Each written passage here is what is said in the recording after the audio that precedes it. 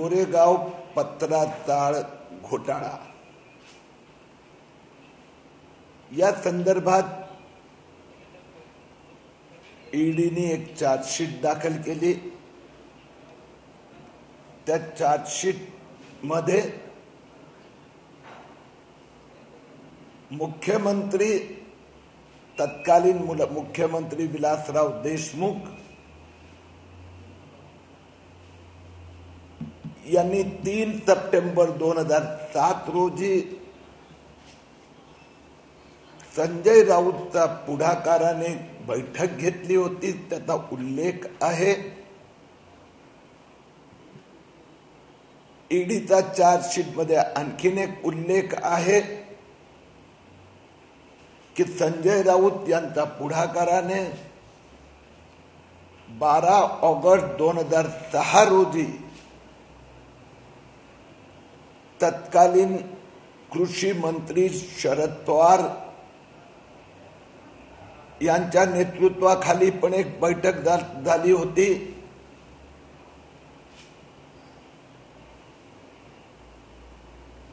आता पत्राचाळ घोटाळ्यामध्ये शरद पवार यांचे लाडके सहकारी संजय राऊतवर आरोपपत्र दाखल करण्यात आलं आणि त्यात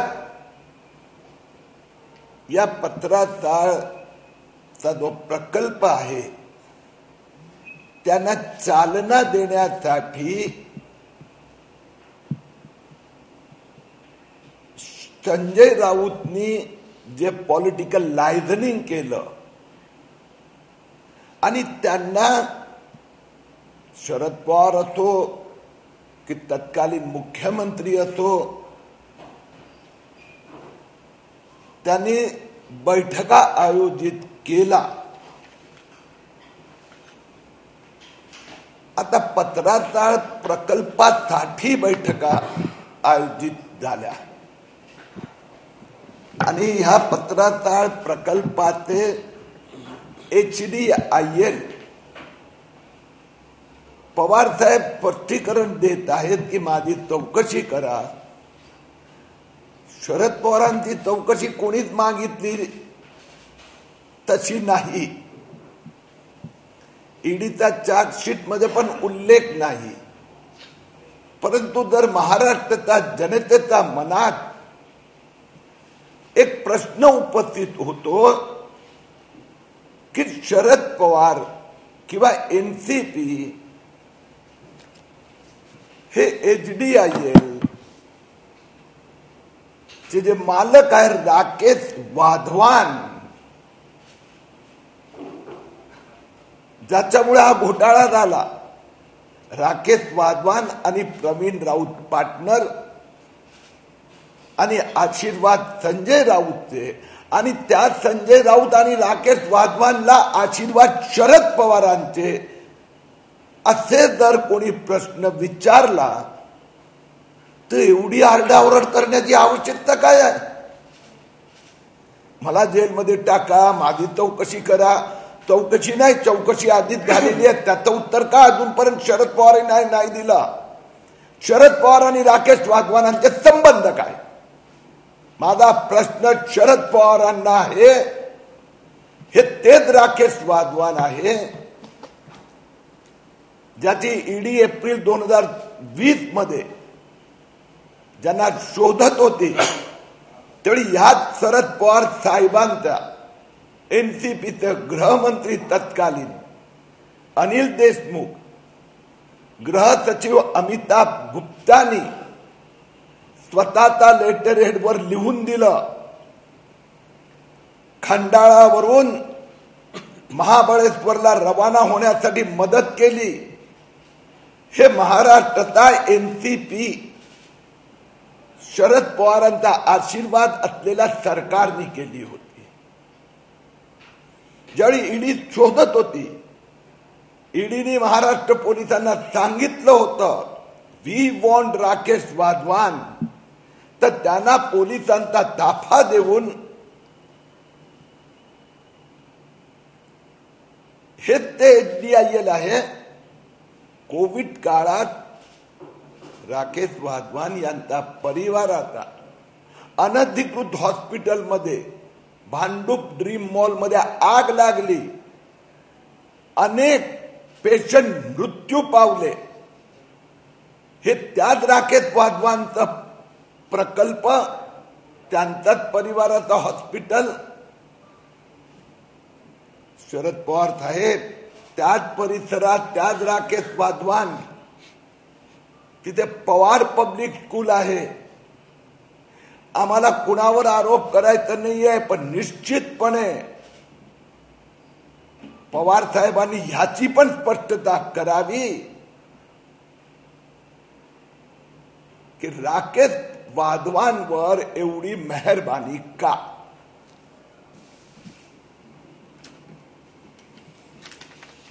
ईडीचा चार्जशीट मधले पॅरेग्राफ वाचून दाखवतो.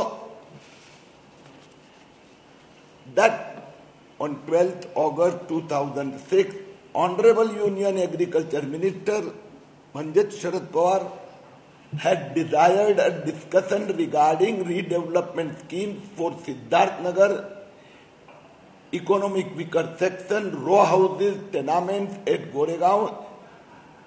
In the desired and organized the meeting at YB Chavan Center. According to Secretary Housing and Chief Officer Mumbai Board participated in the discussion. Sanjay Raut and Sri Thakkar were present in the meeting. आरोप पत्र संजय राऊतच्या विरोधात आहे. संजय राऊतची मेहरबानी आम्ही समजू शकतो, कारण की करोडो रुपये तिथून त्यांच्याकडे आले, करोडोची इन्व्हेस्टमेंट केली आणि म्हणून ते कारागृहात आहे. त्याचसोबत दुसरा पॅरेग्राफ आहे.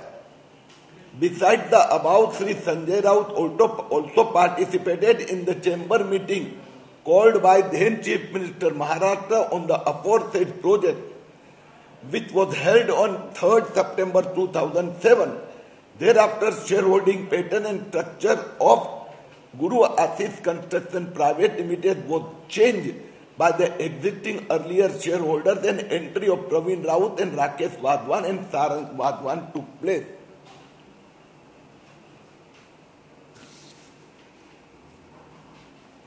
या बाबतीत एनसीपीनी शरद पवारांनी खुलासा केला की राकेश वाधवान आणि शरद पवारांचे संबंध काय. माझा आजच्या प्रेस कॉन्फरन्सचा दुसरा विषय आहे. उद्या मी पुन्हा एकदा दापोलीला जात आहे. अनिल परब साहेब यांच्या रिसोर्ट पाडण्याच्या कामाला आता गती मिळाली आहे. उद्या मी विभिन्न अधिकाऱ्यांची भेट घेणार आहे. टेंडर प्रक्रिया सुरू झालेली आहे. तोडकाम केव्हा सुरू होणार त्याचा पाठपुरावा करणार आहेत.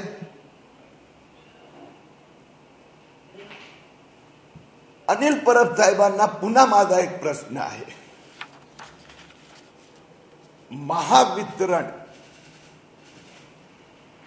यांनी माझा माहिती अधिकार अर्जाचा उत्तर दिलं आहे. अनिल परब रोज सकाळ संध्याकाळ सांगतात तो मी नव्हेच, माझा रिसोर्टशी संबंध नाही,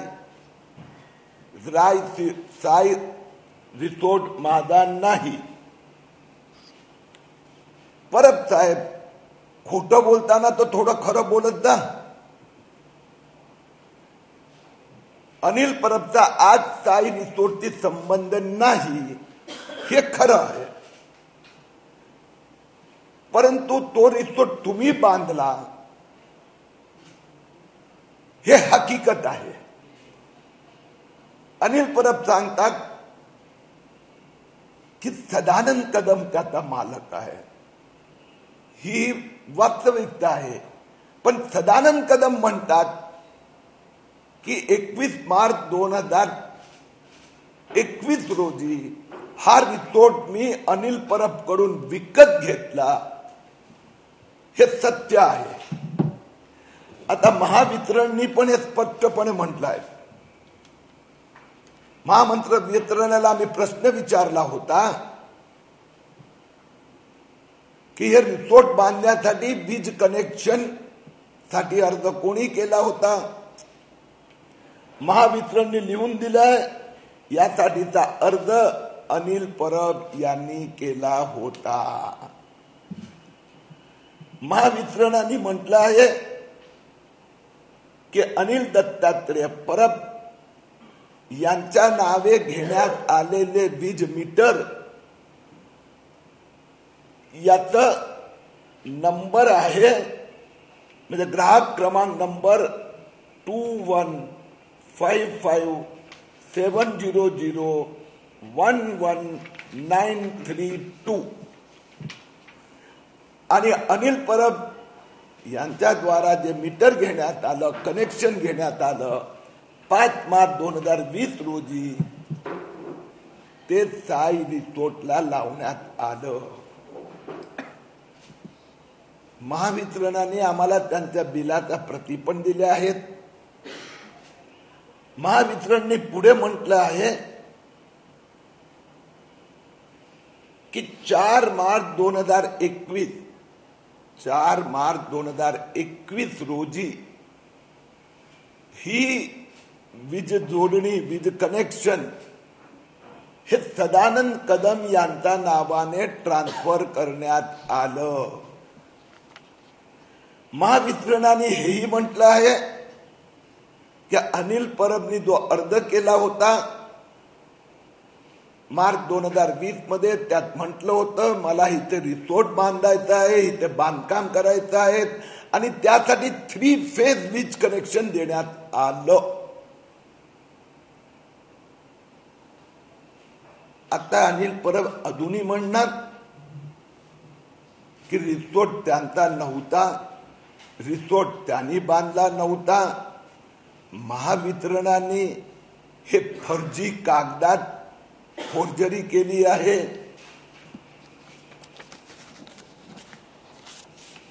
माझा आजचा तिसरा विषय आहे, अखेर असलम शेखच्या 49 स्टुडिओ पैकी 12 स्टुडिओ बेकायदेशीर आहे आणि त्याचं ताबडतोब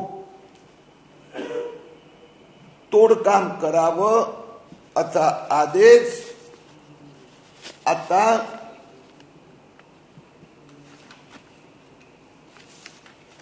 महाराष्ट्र सरकारचा पर्यावरण मंत्रालयाने दिला आहे. महाराष्ट्र सरकारचे पर्यावरण मंत्रालय म्हणजे मंत्री सध्या मुख्यमंत्री आहे.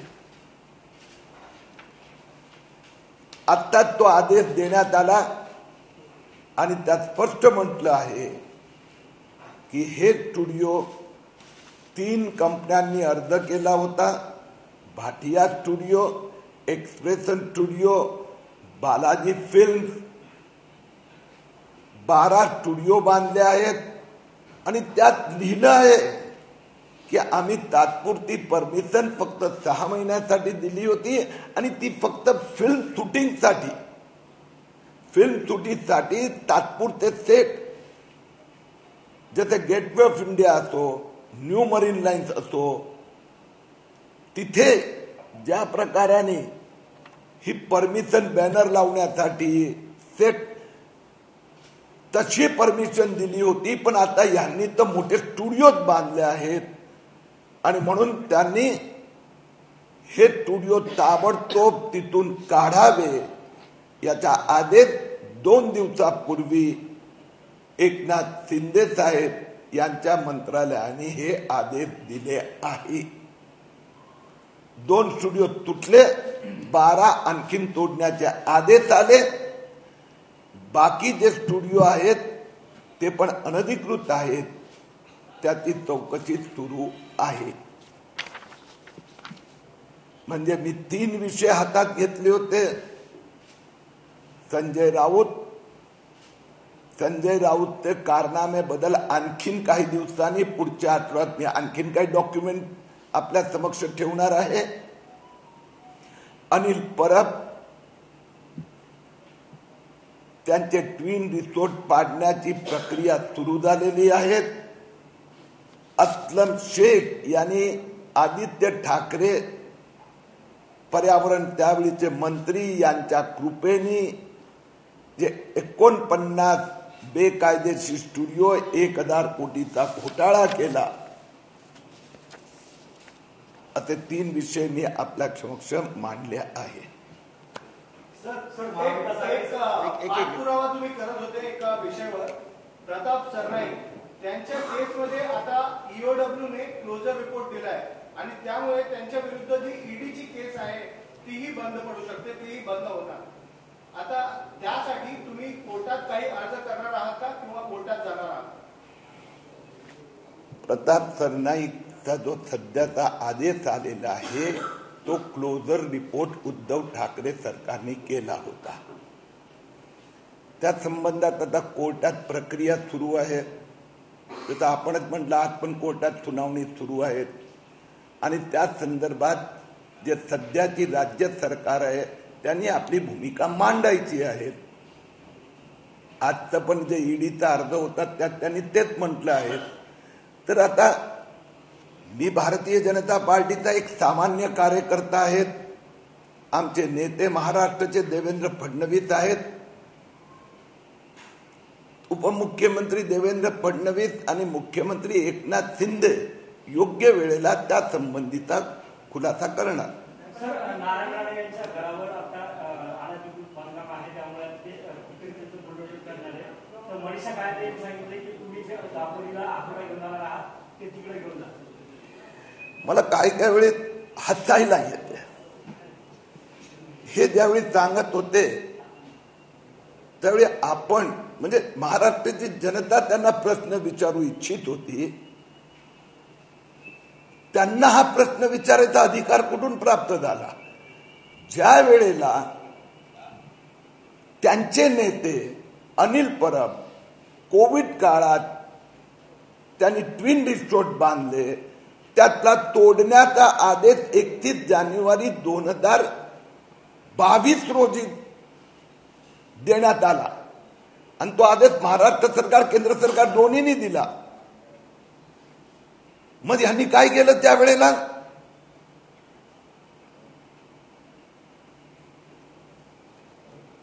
प्रश्न संपले. दुसरी गोष्ट, यांचे पर्यावरण मंत्री आदित्य ठाकरे यांनी अस्लम शेखच्या सोबत या सगळ्या अनधिकृत स्टुडिओला जुलै 2021 मध्ये व्हिजिट केली होती.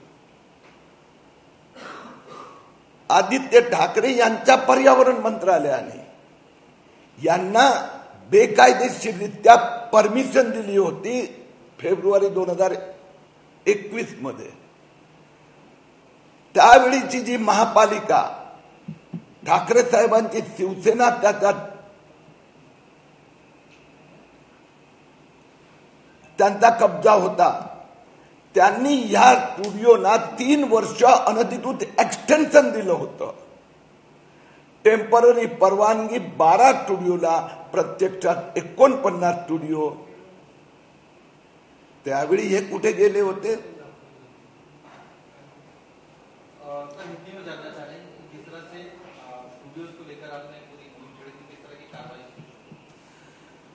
शरद पवार जी कल से बहुत व्यथित है, ऐसा चित्र उनकी पार्टी के नेता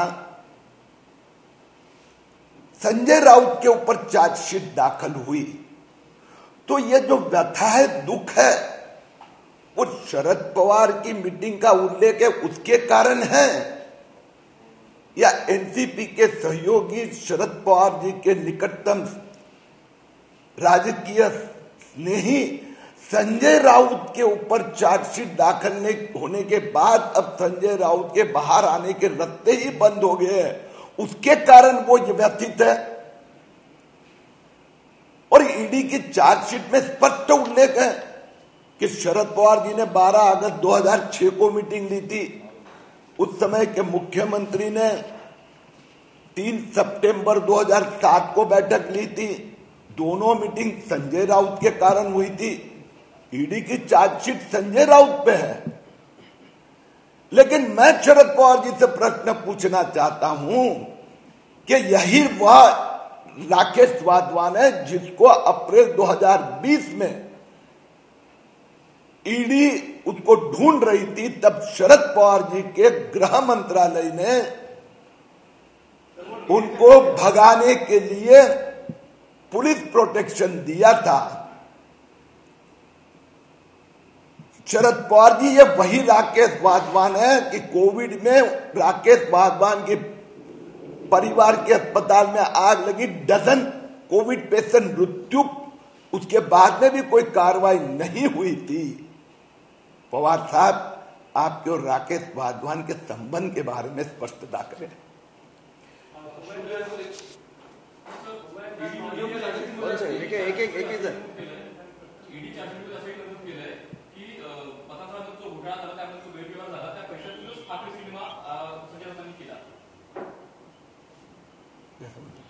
जो ठाकरे पिक्चर आया ना, वो पतला चल के पैसे से बनाया संजय राउत ने। ऐसा ईडी के इसमें है, ईडी के रिपोर्ट में। वो जो बंगले बनाए वो ठाकरे फिल्म बनाया। प्रश्न नीट कळला नाही, तो प्रश्न काय विचारा? सॉरी, आला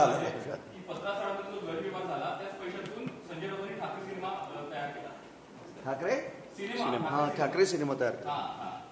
आता ईडीच्या चार्जशीट मध्ये काय काय आहे ते कोर्टात संजय राऊतचे वकील असेल आणि बाकी लोक त्या संबंधी आर्ग्युमेंट करणार, कारण की चार्जशीट खूप मोठी असते। संजय राऊतकडे कुठून काय पैसा आला, कुठून कुठे आला आणि कुठून कुठे गेला, आपला प्रश्न योग्य आहे। पण या संबंधी आपण ज्याला म्हणतो कॅश ट्रेल, ती ही कॅश ट्रेल जर ईडीने त्याचा तपास केला असेल किंवा साक्षीदार, आता या चार्जशीट मध्ये 2 डझन साक्षीदार आहेत, समजा कुठल्या साक्षीदारनी काही सांगितलं असेल, मी आपल्याला सांगितलं की संजय राऊत आणि चार्जशीट त्याच्या संबंधी मी पुढच्या आठवड्यात आणखीन काय बोलणार आहे, तर ते जे असेल त्याचा खुलासा तर संजय राऊतच देऊ शकणार ना, त्यांचे वकील।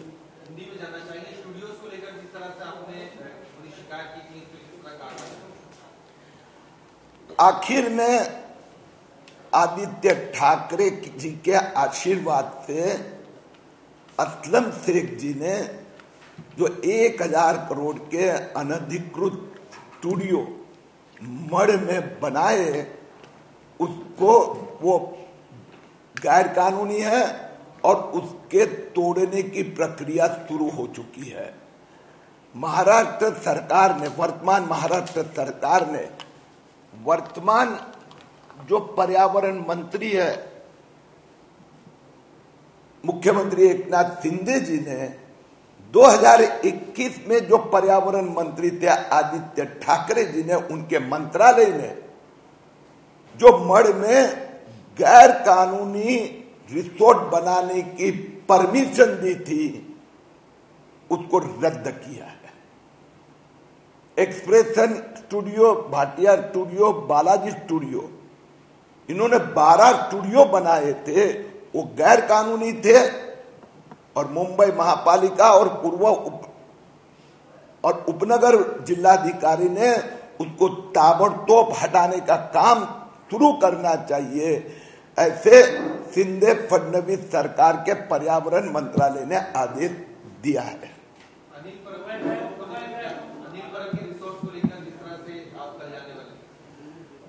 कल मैं दापोली जा रहा हूं, अनिल परब के ट्विन रिसोर्ट तोड़ने की दृष्टि से जो टेंडर प्रक्रिया शुरू हुई है उसको गति मिले। लेकिन मार्च महीना आपको और एक डॉक्यूमेंट आपके सामने रखा है कि अनिल परब प्रारंभ से बोल रहे कि ये स्टूडियो का मेरा कोई संबंध नहीं, अनिल परब ने मुझे डिफेमेशन नोटिस भी दी है, दावा भी दाखिल किया है। मैंने आज अनिल परब जी को वो लेटर भेजा है जो MSEDCL यानी महावितरण कंपनी ने मुझे लिखा है, और उसने लिखा है कि यह रिसोर्ट के लिए जो इलेक्ट्रिसिटी कनेक्शन यह अनिल परब ने खुद के नाम से मांगा था, साई रिसोर्ट का विद इलेक्ट्रिक कनेक्शन मार्च 2020 में 3 phase electric connection for construction दिया गया, अनिल परब के नाम से दिया गया। अनेक महीनों अनिल परब इसका हर महीने रेगुलर इलेक्ट्रिसिटी बिल उनके खुद के बैंक अकाउंट से भरते थे। मार्च 2021 में अनिल परब ने कहा कि ये रिसोर्ट मैंने अभी सदानंद कदम को बेच दिया है, तो उनके नाम से मीटर किया गया। इसका अर्थ यह है कि 2020 में कोविड था, 100% लॉकडाउन था, तब ये अनिल परब रिसोर्ट बना रहे थे। पत्राचार प्रकरणी शरद पवारांचा कुठलाही उल्लेख ना सहभाग नाही असं शरद पवारांचं म्हणणं आहे। एक मिनिट बोलो सर, युनियन मिनिस्टर एक मिनिट सर, पत्राचार प्रकरणी आता शरद पवार साहेबांची पत्रकार परिषद झाली, त्यामध्ये माझा आहे किंवा बैठका घेणं काही गुन्हा आहे का असं त्यांचं म्हणणं आहे। मला शरद पवारांना एवढंच विचारायचं आहे, चार्जशीट संजय राऊतवर दाखल झाली आणि व्यथित एनसीपीचे नेते झाले, खूप दुःख वाटतंय त्यांना। मग पवार साहेब, आपल्या आणि राकेश वाधवानच्या संबंधाची थोडी स्पष्टता करा। राकेश वाधवानचा ह्या प्रकल्पमध्ये 1200 कोटीचा घोटाळा झाला, त्या प्रकल्पाला मान्यता काँग्रेस एनसीपीची तत्कालीन सरकारने दिली होती, ही हकीकत आहे का? त्यांना काही एक दमडीचं बांधकाम झालेलं नसताना त्यांचा TDR विकण्यासाठी परवानगी शरद पवार यांच्या सरकारने दिली होती, ही वास्तविकता आहे का? शरद पवार साहेबांनी संजय राऊतच्या आग्रहामुळे 12 ऑगस्ट 2006 रोजी पवार साहेब कृषी मंत्री, केंद्रीय कृषी मंत्री असताना विशेष बैठक घेतली होती, आणि या बैठकीत महाराष्ट्राचे गृहनिर्माण सचिव, म्हाडा आणि आणखीन बोर्डाचे मुख्य अधिकारी संजय राऊत सोबत उपस्थित होते। हे ईडीच्या चार्जशीट मध्ये आहे, हे खोटं आहे का? असा आपण किती घोटाळे करणाऱ्या प्रकल्पासाठी बैठका घेतल्या, एनसीपी वाले स्पष्टीकरण देतात, एक बैठक घेतली तर काय झालं, एक बैठक घेतली तर काय नाही झालं, पण असं बैठकीचा सिलसिला एनसीपी आणि काँग्रेस सरकारने लावला होता। त्या प्रकल्पाला मान्यता आपण दिली होती, त्यात एक दमडीचं रिएपचं बांधकाम झालेलं नसताना 1200 कोटीचा TDR मार्केटमध्ये विकला गेला, हे काँग्रेस एनसीपी सरकारने केलं होतं। आणि मार्च 2020 मध्ये, एप्रिल 2020 मध्ये 100% लॉकडाऊन मध्ये ईडी राकेश वाधवानला शोधत होती, त्यावेळी आपला गृह मंत्रालयाने राकेश वाधवानला खंडाळा पासून महाबळेश्वर पर्यंत विशेष अतिथी म्हणून पाठवायची व्यवस्था शरद पवारांनी केली होती। सर, केंद्रीय मंत्री नारायण राणे के घर पे जो इलीगल कंस्ट्रक्शन हुआ था उसको तोड़ने का आदेश बॉम्बे हाईकोर्ट ने दिया है, इस पे आपकी प्रतिक्रिया जानना चाहेंगे। जो न्यायालय का निर्णय होता है हम सब उसका सम्मान करते हैं, और न्यायालय के निर्णय प्रक्रिया में अब वो सर्वोच्च न्यायालय जा रहे हैं, तो इस समय इसके ऊपर बोलना उचित नहीं होगा। राज्य सरकार है या फिर मुंबई महापालिका है या नारायण राणे साहब, वो सुप्रीम कोर्ट में अपनी भूमिका रखेंगे। एक मिनिट थांब, त्यांना विचारू दे, एक मिनिट।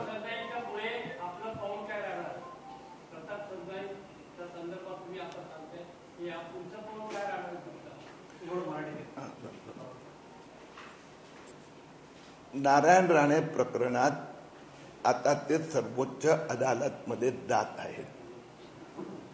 ही एक न्यायालयीन प्रक्रिया आहे। या संदर्भात न्यायालयाने म्हटलं आहे की मुंबई महापालिकेने आधी एक भूमिका घेतली, नंतर दुसरी भूमिका, तर म्हणून ही न्यायालयीन प्रक्रिया आहेत. या संबंधात वर्तमान महाराष्ट्र सरकार, महापालिका आणि याचिकाकर्ता नारायण राणे यांनी आपली भूमिका सर्वोच्च न्यायालयात मांडायची आहे. हे प्रक्रिया दरम्यान कोणतीही कॉमेंट देणं हे योग्य ठरणार नाही.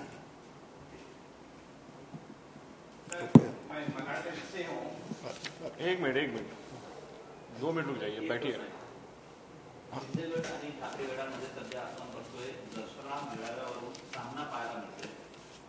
आपण ज्येष्ठ नेते आहात, काही विशेष टिप्पणी आपली? सगळी प्रक्रिया आहेत. कार्यक्रम आयोजित करण्याचा सगळ्यांना अधिकार आहे. त्या संबंधी योग्य भूमिका घेणं हे प्रशासनाचं कर्तव्य आहे. कुणाला अन्याय वाटला तर ते न्यायालयात जात असतात. न्यायालयात या संबंधी योग्य टिप्पण करत असतं.